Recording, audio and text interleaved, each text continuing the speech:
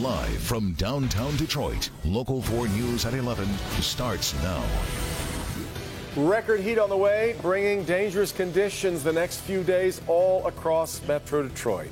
Glad you're with us tonight for Local 4 News at 11, and we will start there. This heat wave almost here, going to be a brutal stretch that's going to take us right into the weekend. That's right. It will feel like triple digits at times. So let's bring in Ben now with how long this extreme heat is going to last, Ben. Guys, the best thing I can say is Mother Nature just sort of ramping up to the worst. Today, we only got to 91. Heat index readings were in the mid-90s in places, but of course, we will trump that in short order going into the next few days. Also tomorrow, while we're talking about the heat, there is a risk for severe weather. It's marginal, which is the lowest category in the scale.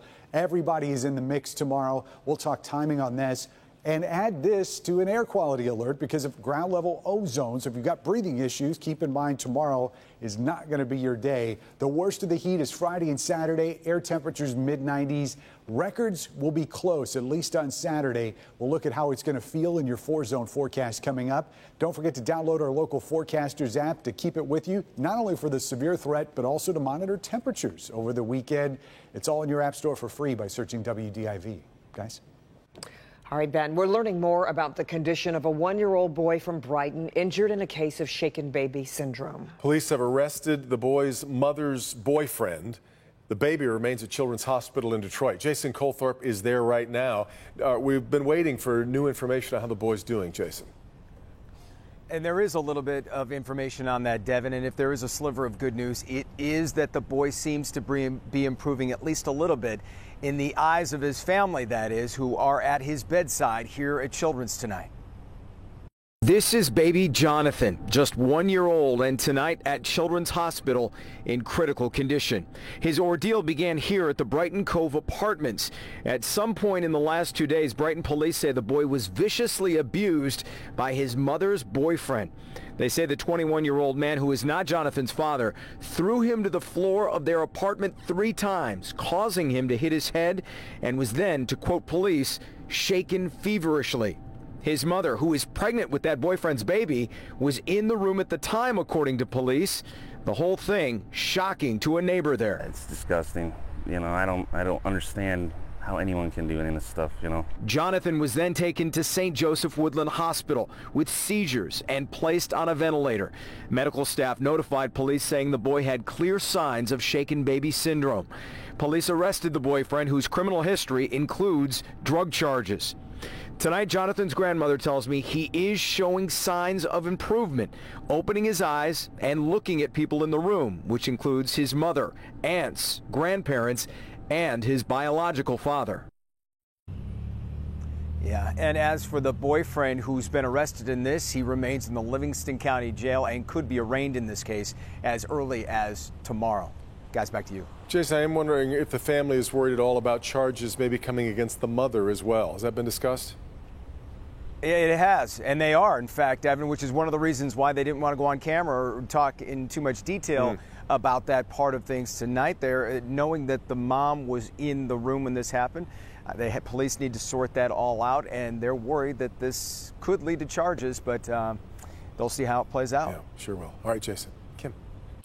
A neighborhood on alert after a local father has his business targeted by thieves, and it's not the first time someone in the area has been victimized this summer. Jermont Terry is live in Garden City. Jermont, this dad lost thousands of dollars in equipment. He did, Kimberly, and tonight neighbors here in Garden City, they are spreading the word after they're learning that crooks are lurking throughout the night, breaking into vehicles, in this case, someone's work trailer, nearly halting this man's business. This is where they cut the lock off of it. Surveying the damage, it's hard for the owner of Lawn Enforcement, a small lawn care company, to believe he fell victim to crooks. It's stealing from someone who's trying to make an honest living.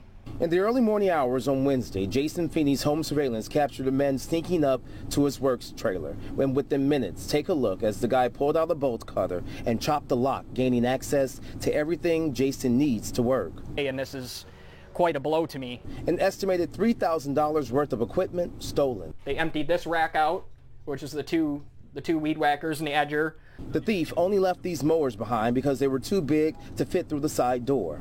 This is the second time in 8 days that they've been at the side of my trailer. Back on July 9th, surveillance originally called someone lurking. Jason didn't think much of it, but now he believes this man was casing the joint. You can see his frustration when he discovered the break-in. It's going to cost me a lot to get back on my feet again. Right now, Jason's customers are on standby. He's providing for a family of 4 on one income, and it's seasonal work.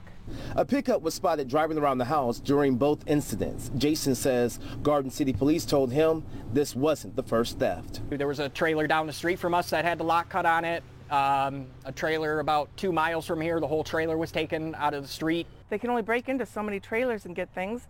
Are they going to go after our homes next?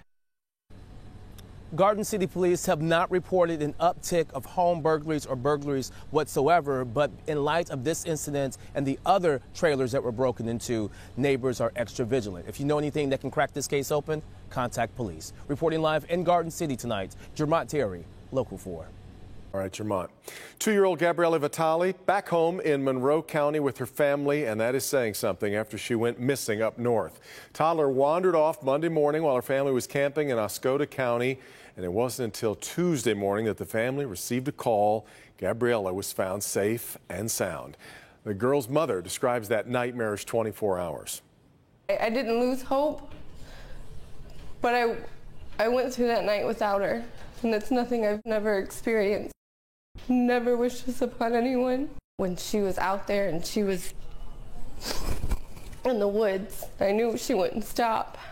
I knew she would just keep going, and that's what she did. Her just popping out of the woods and finding that house, and it's all God's doing. Really astonishing. Family thanking everyone from volunteers to first responders who helped bring Gabriella home. Tonight, Congresswoman Rashida Tlaib is responding to the effort to impeach President Trump. After a Democratic-led resolution to impeach failed on the House floor, the Detroit lawmaker tweeted this: "Today, I voted to bring articles of impeachment against Donald Trump. 95 of my colleagues agreed with me. I won't stop standing up for our country and the 13th District." Meanwhile, President Trump slammed Tlaib and 3 other congresswomen during a fiery rally tonight in North Carolina. And tonight, I have a suggestion for the hate-filled extremists who are constantly trying to tear our country down. They never have anything good to say. That's why I say, hey, if they don't like it, let them leave. Let them leave. Let them leave. The president also blasted today's impeachment vote, telling Democrats to go back to work. The city of Highland Park is offering free water testing and water filters after a routine test revealed elevated lead levels in multiple homes. Higher than normal levels were detected in 9 of the 36 homes tested.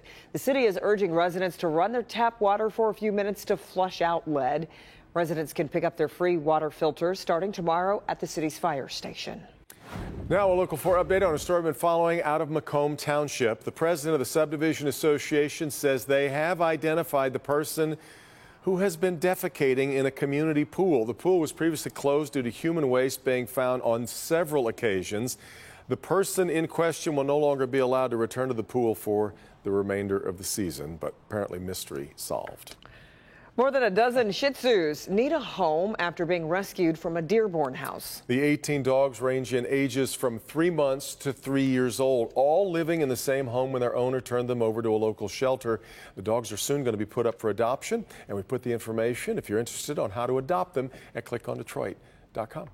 A city's effort to drive the homeless away is coming under fire. What the city is doing in the middle of the night to keep people from sleeping in a popular waterfront park. I didn't want to die. She was driving 50 miles an hour when a piece of metal flew into her windshield. Now she's sending a message to make sure it doesn't happen to another driver. But first, before she returns to work tomorrow, our Rhonda Walker is opening up about her health scare.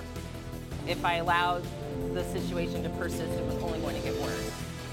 Tonight, Rhonda is talking about her surgery and the message she hopes everyone learns from it.